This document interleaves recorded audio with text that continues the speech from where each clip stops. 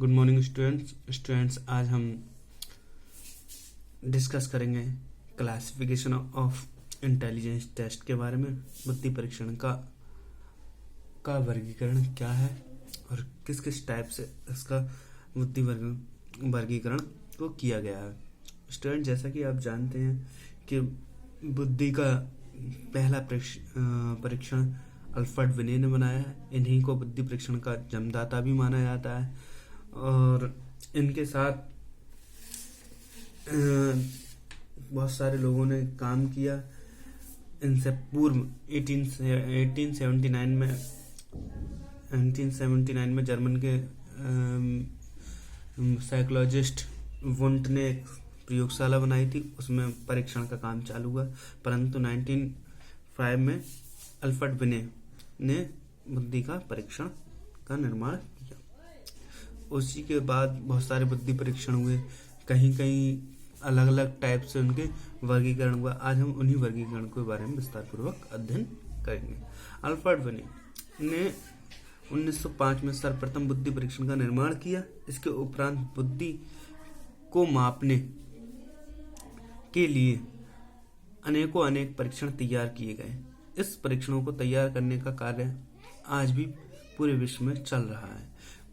बुद्धि परीक्षण से हमारा तात्पर्य उन परीक्षणों से होता है जो बुद्धि लब्धि के रूप में केवल एक अंक के माध्यम से व्यक्ति की सामान्य बौद्धिक स्तर एवं उसमें निहित विभिन्न विशिष्ट योग्यताओं की ओर संकेत देते हैं। कहने का तात्पर्य है स्टूडेंट्स कि भाई हम बुद्धि परीक्षण का तात्पर्य क्या है कि हमने कोई टेस्ट बनाया और उससे हम बुद्धि के विभिन्न पहलुओं का अध्ययन कर रहे हैं, उनके विभिन्न बौद्धिक स्तरों का जांच कर रहे हैं और जितना सटीक उसका उत्तर आते हैं, उसके परिणाम आते हैं, बुद्धि परीक्षण उतना ही उत्तम और श्रेष्ठ होता है। इन परीक्षणों के अब हम आगे बढ़ते हैं। क्या है? इन परीक्षणों के माध्यम से व्यक्ति को के समक्ष विभिन्न कार्यों में प्रस्तुत किया जाता है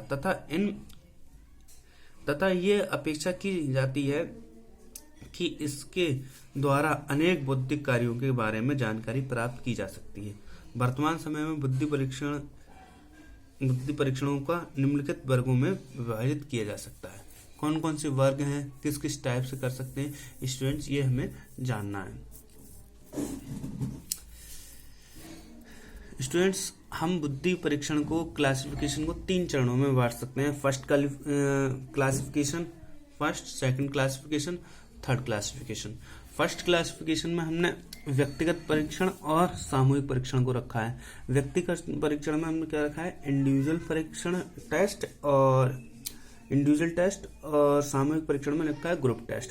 और द्वितीय या सेकंड क्लासिफिकेशन में रखा है पावर टेस्ट और स्पीड टेस्ट। उसके बाद थर्ड क्लासिफिकेशन में रखा है वर्बल टेस्ट और नॉन वर्बल टेस्ट। तो स्टूडेंट्स, आज हम फर्स्ट क्लासिफिकेशन के बारे में विस्तार पूर्वक अध्ययन करेंगे।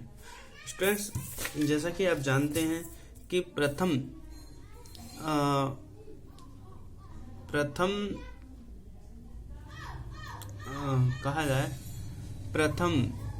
क्लासिफिकेशन में व्यक्तिगत या इंडिविजुअल इंटेलिजेंस टेस्ट आता है।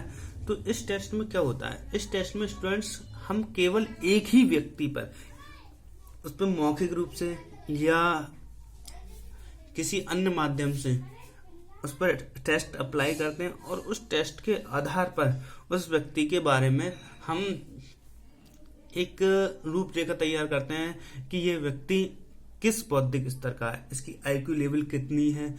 जैसे हमने कल आईक्यू लेवल का वो बनाई थी, श्रेणी याद कराई थी, जिसमें 90 से 110 तक सामान्य बुद्धि होती है, 110 से 120 तक उच्च बुद्धि, उसके बाद 120 से 140 सर्वश्रेष्ठ बुद्धि, 140 से ऊपर जीनियस लेवल में आ जाते हैं। उसी क्रम में हम कोई ना कोई टेस्ट के आधार पर उसके जो अंक आते हैं उसके आधार पर हम उस पर्टिकुलर व्यक्ति की बारे में जानकारी प्रदान करते हैं। इस क्लियर स्टूडेंट? अब हम देखते हैं क्या है इस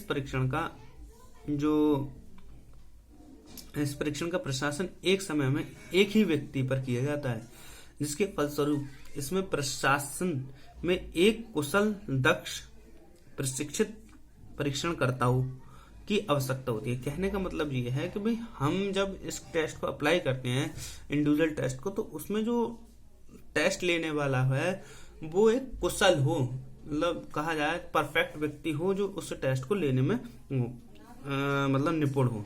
इसमें व्यक्ति विशेष के साथ सौहार्द स्थापित किया जाता है, यानी कि कहा जाए एक सौहार्द स्थापित किया जाता है, एक कॉन्फिडेंस लेवल में लिया जाता है। उसे पता भी ना चले कि उसका क्या टेस्ट चल रहा है और किस तरीके से उसका मापन हो रहा है। तो अगर उसको पता चल जाता है तो वो एक्टिव हो जाता है, उसकी एक्टिव होने से एक्चुअल कंडीशन पता नहीं चल पाती है। तो व्यक्तिगत परीक्षण में इस टाइप के टेस्ट आते हैं। इसमें कुछ टेस्ट निम्नलिखित हैं, वो हम पढ़ लेते हैं कौन कौन से टेस्ट आते हैं।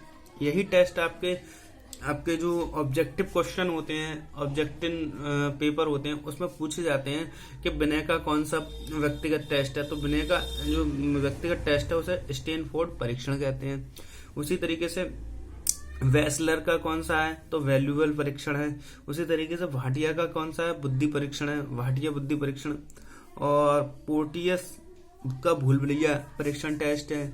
और हम कहें मिनीसोटा पूर्व विद्यालय परीक्षण है मिनीसोटा का। तो और छठा है वर्ड का तर्क परीक्षण, पर तर्क शक्ति का परीक्षण। तो कहने का मतलब क्या है, ये 6 टेस्ट जो हैं बहुत इंपोर्टेंट हैं। कहने को तो और भी टेस्ट हैं इसमें बुद्धि के व्यक्तिगत बुद्धि परीक्षण में, परंतु ये 6 टेस्ट बहुत इंपोर्टेंट माने जाते हैं। पेंटर का भी है, पेंटरसन परफॉर्मेंस स्किल टेस्ट। और हम कहें तो ये 6 टेस्ट ज्यादा इंपॉर्टेंट हैं। क्लियर। अब हम बात करते हैं सामूहिक बुद्धि परीक्षण की। सामूहिक बुद्धि परीक्षण में कौन कौन सी परीक्षण आते हैं। तो स्टूडेंट्स, जैसा कि नाम से स्पष्ट है, जब हम एक समय में एक से अधिक स्टूडेंट्स या व्यक्तियों का टेस्ट करना चाहते हैं तो सामूहिक बुद्धि परीक्षण का प्रयोग करते हैं। सामान्यतः इसका जो चलन चालू हुआ था, तो ये प्रथम विश्व युद्ध के दौरान इसका चलन चालू हुआ था। प्रथम विश्व युद्ध के समय अमेरिका को सैनिकों की आवश्यकता थी। उसने पहले प्रथम विश्व युद्ध में जब उन्हें सैनिकों की आवश्यकता थी तो उसने सभी नागरिकों को सैनिक के रूप में शामिल कर लिया, परंतु उनकी जो स्किल टेस्ट था जब युद्ध में भेजा गया तो अधिकतर लोग मारे गए। पर इसके परिणाम स्वरूप अमेरिका ने सोचा कि ये बुद्धि इनकी, मान लो ये पढ़े लिखे नहीं है, फिर भी हमें इन्हें टेस्ट तो लिखना ही चाहिए। तो उसने क्या करा, इस टेस्ट का निर्माण किया, सामूहिक रूप से बुद्धि के मतलब टेस्ट करके लिया कि कौन व्यक्ति किस तरीके से सिचुएशन में मतलब नेगेटिव सिचुएशन में किस तरीके से रेस्पॉन्स कर रहा है, किस तरीके से अपने बचाव कर रहा है, तो उन्हें सेना में भर्ती किया। तो ये इनका शुरुआत कहाँ से मानी जाती है, प्रथम विश्व युद्ध में अमेरिका ने इसकी शुरुआत करी। हम अब इसके डिस्कस कर लेते हैं क्या है। तो सामूहिक बुद्धि परीक्षण का प्रतिपादन प्रथम विश्व युद्ध में हुआ। अमेरिकाई सेना की योग्यता के आधार पर सैनिकों के चयन हेतु मनोवैज्ञानिकों ने ऐसे परीक्षण की आवश्यकता का अनुभव किया और इस अनुभव के आधार पर उन्होंने एक टेस्ट किया, निर्माण किया, इसे सामूहिक बुद्धि परीक्षण कहते हैं। इसमें कुछ टेस्ट इंपोर्टेंट है।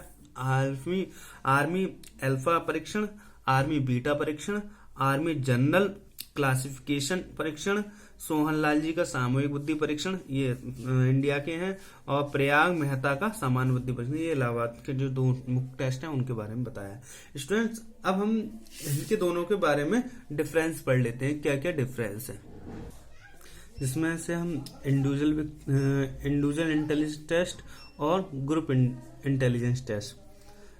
तो इसमें ये क्या है, ये परीक्षण छोटे बालकों के लिए अधिक उपयोगी होती है, ये बड़े बालकों के लिए उपयोगी होता है। क्लियर। इसके बाद इस परीक्षण में परीक्षक जो परीक्षा लेना और परीक्षार्थी का निकट का संबंध होना चाहिए। इसमें परीक्षार्थी का निकट का संबंध ना भी हो तब भी टेस्ट अप्लाई हो सकता है।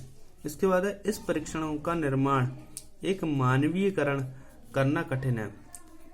ये परीक्षणों का निर्माण एक मानवीयकरण करना कठिन है, यानी स्टैंडर्डाइज्ड करना कठिन हो जाता है। इस परीक्षण का निर्माण मानकीकरण करना व्यक्तिगत परीक्षण की अपेक्षा सरल होता है। ये स्टैंडर्डाइज्ड आसानी से हो सकता है। इस परीक्षण की समय सीमा एक निश्चित नहीं होती है। भाई हम जब इंडिविजुअल व्यक्ति का टेस्ट कर रहे हैं तो वो कभी भी कितनी भी देर में, चाहे 10 मिनट में टेस्ट ले, कोई 15 मिनट में टेस्ट ले, परंतु जब हम सामूहिक बुद्धि परीक्षण की टेस्ट लेते हैं तो ये सीमा लगभग निश्चित होती है कि 3 घंटे में इस पेपर को हल करना है या 2 घंटे में इसे हल करना है। तो इसमें समय सीमा निश्चित नहीं होती है और सामूहिक बुद्धि परीक्षण में समय सीमा निश्चित होती है। और व्यक्तिगत बुद्धि परीक्षण मौखिक होता है और सामूहिक बुद्धि परीक्षण लिखित होता है। इसमें इस परीक्षण में आयु वर्ग व्यापक होता है और इस परीक्षण में आयु वर्ग के लिए नहीं होते हैं। सही है, विशेष आयु वर्ग के लिए होते हैं। ये व्यापक आयु वर्ग के लिए होता है, ये विशेष आयु वर्ग के लिए होता है। इसके बाद हम देखते हैं इस परीक्षण का प्रयोग प्रशिक्षित एवं विकलांग बच्चों पर भी किया जा सकता है। भाई इसका जो प्रयोग है वो हम किस पर कर सकते हैं, जो स्टूडेंट्स कैसे हों, मतलब कहा जाए शारीरिक रूप से विकलांग हों और अप्रशिक्षित हों, तो इन पे अशिक्षित, विकलांग और अप्रशिक्षित कोई से भी व्यक्ति हो इस पर हो सकता है। परंतु इन परीक्षणों का प्रयोग हम उन श्रेणी के बच्चों पर नहीं किया जा सकता जो अशिक्षित हो या विकलांग हो। सही है, तो कोशिश करी जाती है तो इनका जो है अशिक्षितों पर हो जाता है, इनका अशिक्षितों पर नहीं होता है। इन परीक्षणों के लिए बहुत समय और धन की आवश्यकता होती है। भाई हम इंडिविजुअल व्यक्ति का टेस्ट करेंगे तो बहुत समय की आवश्यकता होगी और धन की भी आवश्यकता होगी। भाई जैसे हम देखते हैं कि इंडिविजुअल व्यक्ति के लिए हम 100 व्यक्तियों को 100 बच्चों पर टेस्ट करना है, तो 100 मतलब एक टेस्ट मान लो आधे घंटे में हो रहा है, तो हमें कितनी जरूरत पड़ेगी, आधा घंटे यानी 50 घंटे की जरूरत पड़ेगी। और हम इसे आधे घंटे में पूरे के 100 पे अप्लाइड कर देंगे और उसका रिजल्ट चेक करके पता कर लेंगे। तो इसमें टाइम और समय की आवश्यकता होती है, इसमें नहीं होती है। इस परीक्षण का प्रशासन के लिए प्रशिक्षित व्यक्ति की आवश्यकता होती है। इसमें क्या है, जब हम इसे अप्लाई करवा रहे हैं तो इसमें जो व्यक्ति है वो प्रशिक्षित हो, इसमें प्रशिक्षित व्यक्ति की आवश्यकता नहीं होती है। ये परीक्षण प्रशासन सामान्य अध्यापक भी करा सकते हैं। इसमें प्रशिक्षित व्यक्ति की आवश्यकता होती है, इसमें प्रशिक्षित व्यक्ति की आवश्यकता नहीं होती है। अब बात करते हैं, इस परीक्षण का प्रशासन एक समय में एक ही व्यक्ति पर किया जा सकता है और इसमें एक समय में अनेकों व्यक्ति पर इसका प्रशिक्षण किया जा सकता है। Thank you very much.